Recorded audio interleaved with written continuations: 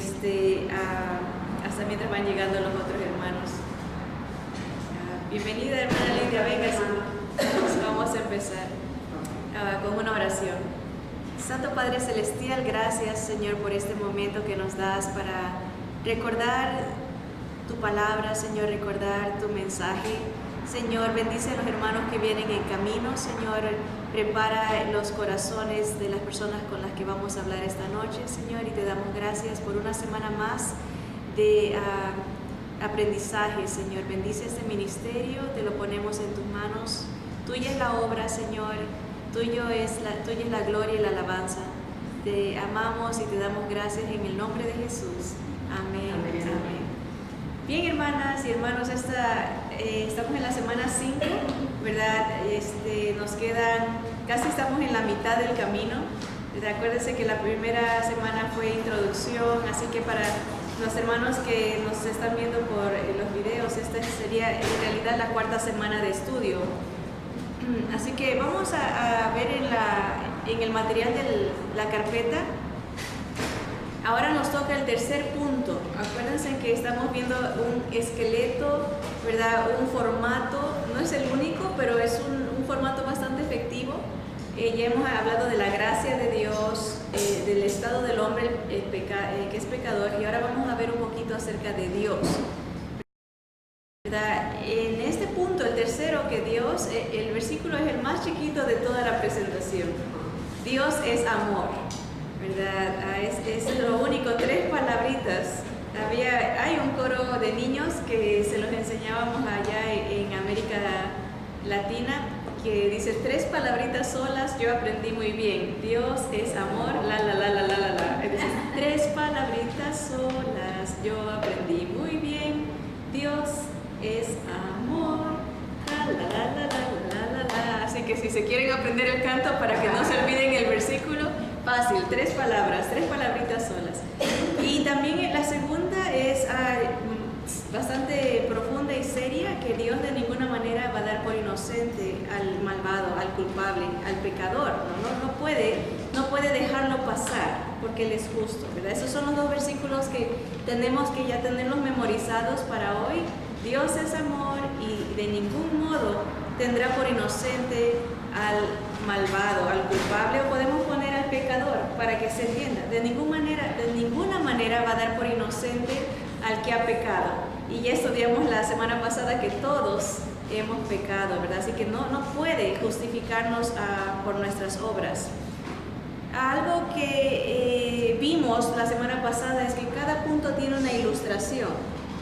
En este punto, el tercero, vamos a hablar del ladrón de bancos, ¿verdad?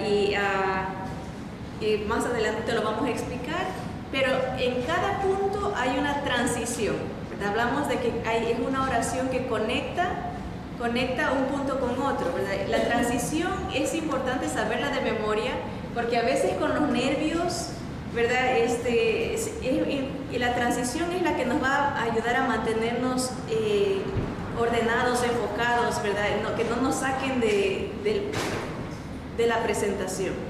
Entonces, la transición desde el 3 al 4, Dios ha solucionado nuestro problema en la persona de Jesús, enviando a Jesús, dándonos a su Hijo, ¿verdad? Entonces, transición de gracia a hombre es, el cielo tiene que ser un regalo por la naturaleza del hombre. Y de la segunda al tercero, dice, podemos ver mejor nuestra situación como humanos cuando entendemos cómo es Dios, ¿verdad? Dios es amor, pero Dios es justo también y tiene que castigar al pecador. Y la transición entre el tercero y cuarto es Dios soluciona nuestro problema en la persona de Jesús. O se puede decir también, Dios soluciona nuestro problema con Jesucristo, ¿verdad? Con el regalo más grande. Ok, tercer punto, Dios. Hablamos, Dios es amor, acuérdense en eso, ese es el primer punto y es nuestro versículo también. Y el segundo es que Dios es justo. Dios es amor, pero Él es justo y tiene que castigar, como dice el versículo en Éxodo 34:7, que de ningún modo tendrá por inocente al malvado, al culpable. Ahora vamos a recapitular, a hacer un resumen, como se dice en inglés, un summary de lo que hemos visto en cuanto al Evangelio hasta el día de hoy. El cielo es un regalo, ¿verdad? No lo podemos comprar ni lo merecemos, ¿verdad? El hombre es pecador, ¿verdad? No puede salvarse a sí mismo, y también ahora estamos estudiando que Dios es amor, pero también es justo. Nos faltan 2 puntos más para terminar la presentación. En las próximas semanas vamos a ver que Jesús es Dios y hombre a la vez. Es el único ser en todo el universo que tiene 2 naturalezas. Nosotros solo somos humanos, pero Jesús, Dios, hombre, ¿verdad? Dios se encarnó. Acuérdense que Dios era invisible, nadie lo podía ver, ni los ángeles lo habían visto, pero Él se humana, se toma esta piel, este cuerpo, y hasta los ángeles se sorprendieron cuando lo vieron, ¿verdad? Porque nunca habían visto a Dios. Nadie puede ver a Dios, el reflejo, su majestad, su santidad, arrasa, ¿verdad? Con todo, ¿no? Entonces ellos se admiraron de ver a Dios. Y vemos en esta presentación que el regalo que Dios nos da en Jesús se recibe por fe. Vamos a estudiar más adelante que hay fe temporal, fe mental, ¿verdad? Intelectual, pero hay una sola fe verdadera, que es la fe que confía y obedece a Jesús y confía que Jesús es el único Salvador. Y eso lo vamos a ver más adelante, pero ahora en sí, de acuerdo al libro, nos toca estudiar ilustraciones. ¿Qué son las ilustraciones? Las ilustraciones son figuras, ejemplos, parábolas, que nos ayudan a explicar un punto, ¿verdad? Es importante entender que hay muchas ilustraciones. Aquí en la clase vamos a estudiar unas cuantas que nos ayudan a aclarar el punto, pero puede usted usar la que se le haga más familiar, más fácil de entender, las que hagan sentido para usted. No use ilustraciones que usted no las entiende, porque va a ser difícil explicarlas. Me acuerdo hace muchos años atrás, cuando estaba joven, fuimos a visitar una iglesia y un pastor estaba predicando, ya era mayor, el viejito, y empieza y dice: ahora los jóvenes usan motocicletas aéreas, patinetas aéreas. Yo creo que había leído alguna ilustración de ciencia ficción, ¿verdad? Y estaba aplicándola y nosotros nos quedamos como: ¿de qué está hablando? Pero a lo mejor aquí, en este país, sí se usaba se estaba experimentando con ese tipo de patinetas, pero en el Ecuador no, entonces no era una ilustración que quedaba. Pero a veces usamos cosas que no quedan y tenemos que tener cuidado de usar ilustraciones que se entiendan y que sean aplicables, ¿verdad? Ahora vamos a ver, por ejemplo, en la parte de fe, se habla, por ejemplo, de George Washington. Para la gente que ha nacido aquí es muy conocido, pero a veces hablamos con gente que recién llega de México o de cualquier otro país hispano, latino, y no tenemos que aplicarlo. Y a mí me gusta usar, por ejemplo, para las personas que son de México, Pancho Villa. ¿Se conoce a Pancho Villa? O si alguien de Sudamérica, Simón Bolívar. Simón Bolívar es un personaje muy patriótico, muy conocido para nosotros. Entonces, para ponerlo al nivel de ellos, que se entienda, es importante saber usar las ilustraciones. Es importante saber que las ilustraciones no son en sí verdad. No es que vamos a ponernos a pelear de que tiene que ser la ilustración de cierta manera. No, las ilustraciones son flexibles, se pueden acomodar, se pueden cambiar de acuerdo a la necesidad. Bien, entonces vamos a ver una de las cuantas ilustraciones que nos da la presentación. Acuérdense que la ilustración no tienen que memorizarla palabra por palabra. Pueden darla como se les haga más sencillo explicarla. Hace varias semanas vimos la primera ilustración, fue la del regalo, ¿verdad? El cielo es un regalo de Dios, y hablamos de que cada ilustración tiene un punto específico. Si usted se memoriza el objetivo de la ilustración, va a ser más fácil explicarla. Por ejemplo, El objetivo del regalo, de la ilustración del regalo, es explicar que si alguien tiene que pagar por algo, ya no es un regalo, ¿verdad? Si tenemos que pagar por algo que nos están diciendo que es regalo, ya no es regalo.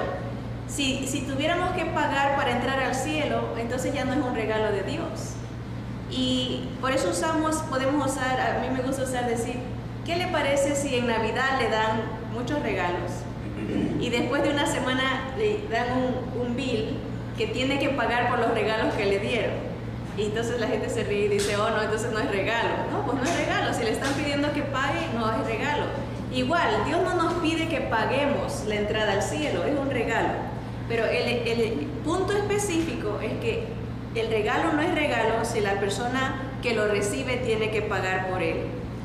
Usted puede variarle, si son jóvenes, puede hablar de aparatos electrónicos, Wii, ¿verdad?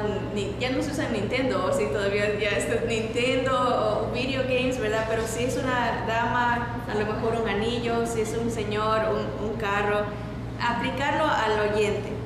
También tenemos la ilustración, puede que alguien diga, y si nos ha salido gente que dice, no, si hay que pagar para mostrar gratitud por un regalo. Hay gente que pueda que diga eso. Yo creo que uno tiene que trabajar por el regalo y debe de hacer algo para ganárselo. Entonces, uno puede decirle, es verdad que uno puede mostrar gratitud, ¿verdad? Puede mostrar gratitud, pero puede que sea, si fue dado como regalo, si usted paga, ya no es un regalo, es más, hasta puede que se ofenda el que lo da, si usted quiere pagarle por ese regalo. Es importante que uno puede mostrar gratitud, pero no sentirse, o no debe de convertirse en una obligación, sino ya no deja de ser regalo.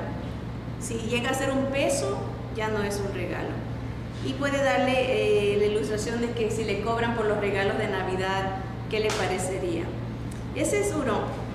Hay otras dos ilustraciones que no las usamos muy comúnmente, pero están en el libro, que es que no podemos cambiar nuestra naturaleza. Por ejemplo, si usted está hablando con alguien que a veces están en el jardín, en el patio, y uno puede ver un árbol y decirle, ¿ve este arbolito de naranjas? ¿Qué le parece a usted si yo agarro limones y le cuelgo limones a este árbol? ¿Deja de ser naranja? ¿Se convierte en limón? ¿O nomás porque le pego manzanas, deja de ser naranja? No deja de ser naranja. ¿Cuál es la idea? Que como humanos, veamos el punto específico, el ser humano no puede cambiarse a sí mismo, no puede salvarse. Pueda que por fuera tratemos de vernos mejor, hacer obras, pero no cambiamos nuestra naturaleza. La naturaleza de ese arbolito es ser naranja. No lo vamos a cambiar aunque le pongamos otros frutos. Igual el ser humano, por mucho que se trate de rehabilitar, no puede cambiar su naturaleza humana, pecaminosa.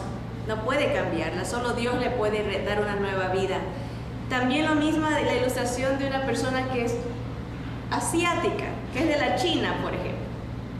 Tiene sus facciones de cierta manera, ¿verdad? Yo puedo operarme, cortarme el pelo, aprender el idioma, ¿verdad? Pero mi naturaleza siempre va a ser hispana, ¿verdad?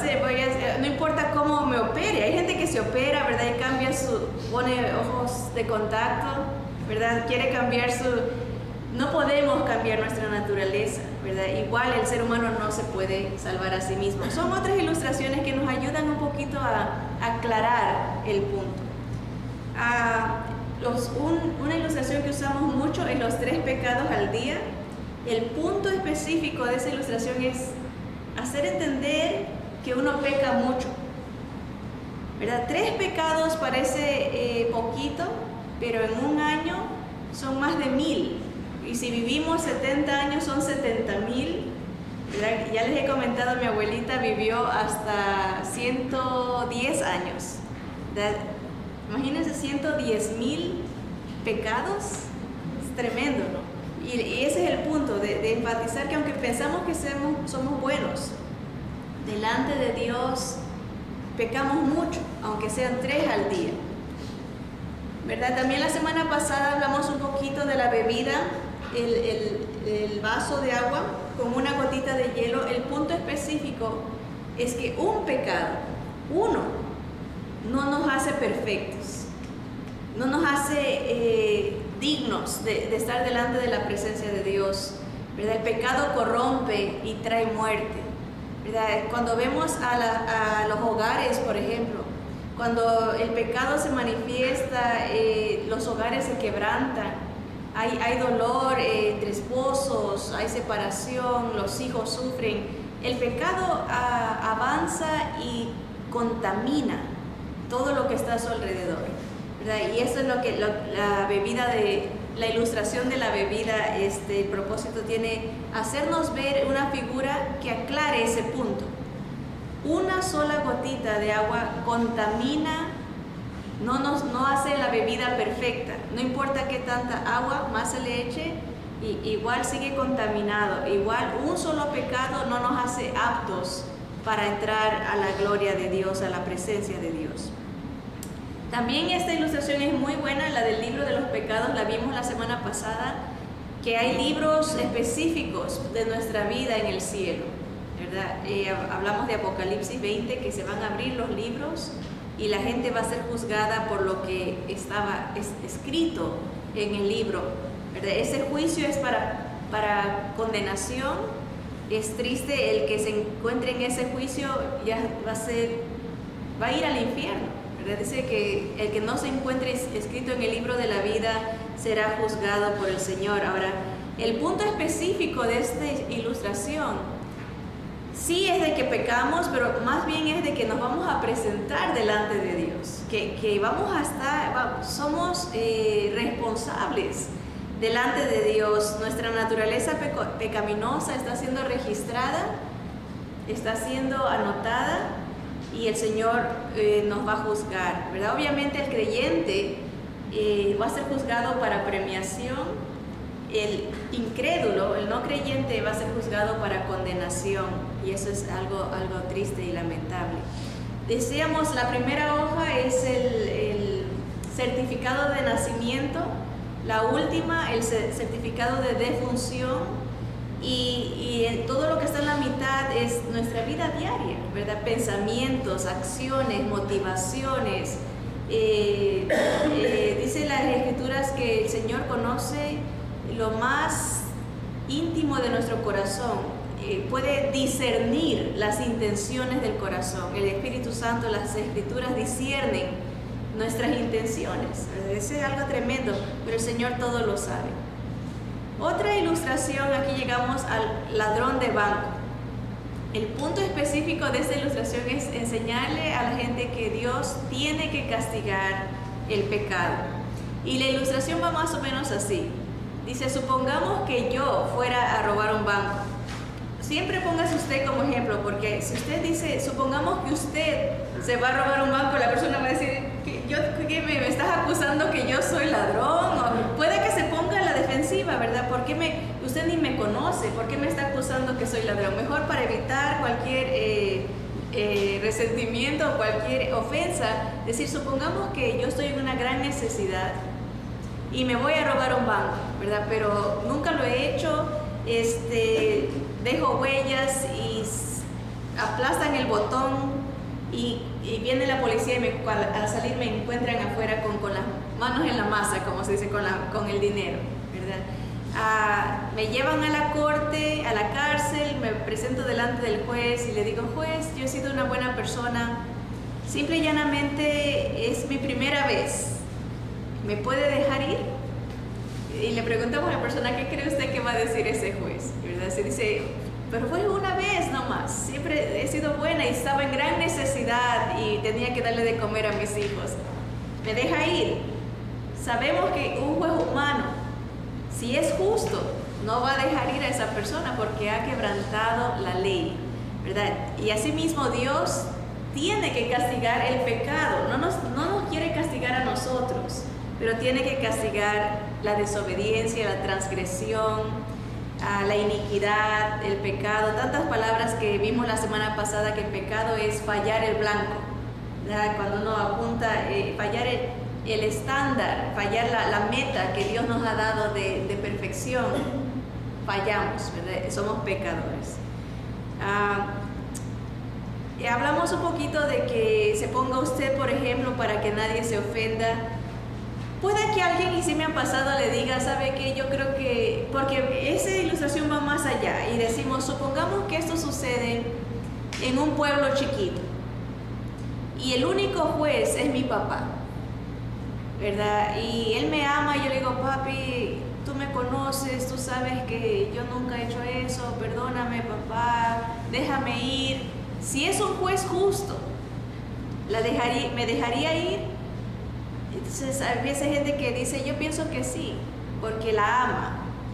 Entonces, ¿cómo se contesta si alguien dice, yo pienso que sí, la tiene que dejar ir? Uno le diría, ¿qué le parecería a usted que a su hermano lo agarren haciendo, ahí sí lo aplicamos, alguien que ellos conozcan, que a su hermano lo detienen por un mismo crimen, y a mí me deja ir mi papá y a su hermano no? ¿Cómo le caería esa realidad? Y ahí entonces se ponen, oh no, ¿cómo va a creer que va a dejar ir a usted? Porque cuando uno, a veces queremos hacer ver como que somos bastante equitativos, justos, ¿verdad? O queremos justificarnos, pero cuando nos llega a que haya injusticia a nosotros, ahí sí nos ponemos, ahí sí ya cambia el panorama, ¿verdad? Entonces la persona va a decir, oh no, ¿cómo va a dejar ir a mi hermano? Y la va a dejar libre usted. Asimismo Dios no puede, aunque nos ama tanto, tiene que castigar el pecado. Vamos a ver otra ilustración, tenemos unas cuantas más. El libro de pecados tiene una segunda parte, ¿verdad? Que esta se usa en el cuarto punto, que todavía no hemos llegado ahí y lo vamos a ver la semana que entra, si el Señor lo permite, que es Jesús. Cuando llegamos a explicar de Jesús, quién Él es y lo que Él hizo, ahí usamos la segunda parte de esa ilustración. Le decimos, ¿se acuerda el libro de pecados que hablamos que hay en el cielo por cada vida? Bueno, Jesús toma esos libros de su vida, de mi vida, y lo clava en la cruz, ¿verdad? El Señor paga por el precio de nuestras transgresiones, de nuestros pecados, y aquí, como dice, toma sobre sí el castigo. Ese es el punto de esta ilustración, que el Señor recibe el castigo. Las Escrituras dicen que sobre sus hombros, dice que Él fue despreciado y desechado entre los hombres, varón de dolores, como que lo menospreciamos, lo despreciamos, ¿verdad? Mas Él herido fue por nuestras transgresiones, el castigo de nuestra paz fue sobre Él, y por sus llagas fuimos nosotros curados, ¿verdad? Ese es el libro, la ilustración número 2. También se puede usar junto con la palabra tetelestai. La palabra tetelestai es una palabra griega que el Señor grita desde la cruz del Calvario. Él dijo varias oraciones, pero nos vamos a enfocar en esa, tetelestai. En la Biblia en inglés se traduce como se ha acabado. It is finished, ¿verdad? Se acabó, tetelestai. En español se traduce tetelestai, consumado es. Consumado es. Ya se acabó, es la idea igual, pero con otra palabra, consumado. Entonces, cuando uno habla con una persona, dice, el Señor gritó, consumado es. En la Biblia en español se traduce así, pero la palabra original es tetelestai. Está gritando para que su padre oiga, y la gente, tetelestai. Y eso le explicamos, ¿no? Tetelestai era un término común de comercio. A mí me gusta decirles a ellos, si usted vivía hace 2000 años atrás y se iba a un 99 cents en Belén o en Jerusalén, a un 99 cents, y compraba unas 2-3 cositas y le dice, ¿cuánto te debo? Le dicen 3 denarios. Usted sacaba su dinero, sus dólares, y le decía, aquí está, tetelestai. El mercader de regreso estampaba un recibo que decía tetelestai, que quiere decir, no me debes más. La paga está hecha completa. Estamos a mano, ya no hay deuda. Y se han encontrado en la arqueología esos recibos, obviamente pergaminos tetelestai, pagado por completo. Entonces el Señor está diciendo, está tomando nuestros libros de deuda y está en cada hoja, hasta puede tomar usted su Biblia y márquele, miren, cada hoja, pagado por completo, ya no te deben más, mi sangre borra este pecado, mi sangre te limpia de la maldad. Esa es la ilustración de Tetelestai, ¿verdad? El Señor paga nuestra deuda, cancela la deuda. ¿Cuál era la deuda? La muerte, la separación, el sufrimiento de que Dios lo castigara a él, ¿verdad? El Señor sufre por nuestras transgresiones. También es importante decir, el Señor vivió una vida santa, por eso era aceptable, era el Cordero de Dios perfecto que quitaba el pecado del mundo, ¿verdad? El Señor, el Cordero, consumado es, ¿verdad? Tan importante aclarar eso, ¿verdad? Que el Señor cumplió. Él es el único santo, el único digno que pudo vivir una vida perfecta delante de Dios para satisfacer. Había una deuda que nadie podíamos pagar. Solamente Jesús pudo satisfacer la ira de Dios, el castigo, el juicio de Dios. Jesús lo cubre con su sangre. Cuando llegamos al punto número 5, ¿verdad? Este es el último punto, tenemos otras ilustraciones y tenemos la ilustración de la llave. Decimos, hay diferentes tipos de fe, pero solo, así como una sola llave abre su casa o una sola llave abre su carro, no importa que haya muchas que se parezcan, solo una llave abre su carro o su casa. Igual, solo hay una fe que abre el cielo. Una fe correcta hace la diferencia entre el cielo y el infierno. Una fe, tan importante tener la fe verdadera. ¿Cuál es esa fe verdadera? Bueno, también antes de explicar la fe verdadera podemos hablar de la silla. Si la persona nos deja entrar a su casa y estamos sentados, vemos una silla, le podemos decir, si yo le digo a usted que yo creo que esa silla me sostiene, ¿qué tengo que hacer para probarle que sí creo en realidad que esa silla me sostiene? ¿Qué tendría? Sentarme en la silla, ¿verdad? Yo estoy diciendo, yo creo que esa silla está hecha de una manera perfecta para sostenerme. Yo lo creo. Pero no es hasta que me siento que se hace real esa fe, esa creencia, esa declaración intelectual se hace real cuando me siento, ¿verdad? ¿Qué quiere decir con eso la ilustración? Que es necesario para uno decir, cuando uno dice yo tengo fe, tiene que demostrar que cree verdaderamente en el Señor. Es una decisión,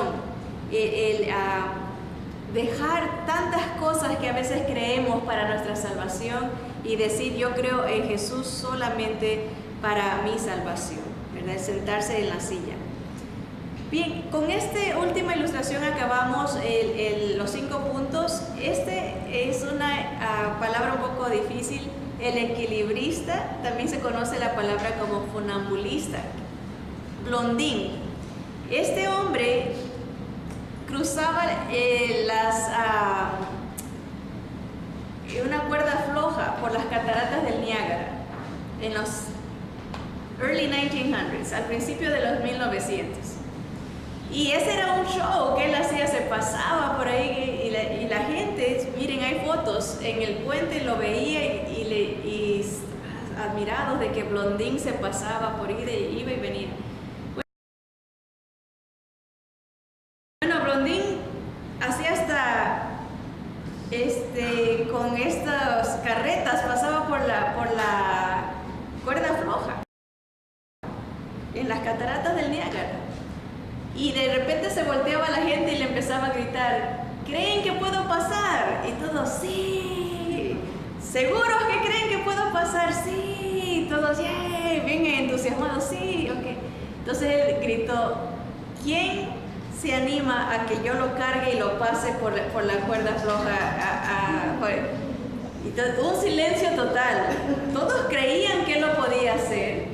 Pero nadie se animaba a actuar sobre su fe, ¿verdad? Solamente una persona, que fue el supervisor de él, el que lo contrató, dijo que yo creo que él sí puede, y sí lo llevó y pasaron por la cuerda floja, ¿verdad? Asimismo la fe requiere ese paso Si yo digo yo creo en Jesús, tengo que declararlo con mi boca y tengo que vivirlo con mi obediencia, ¿verdad?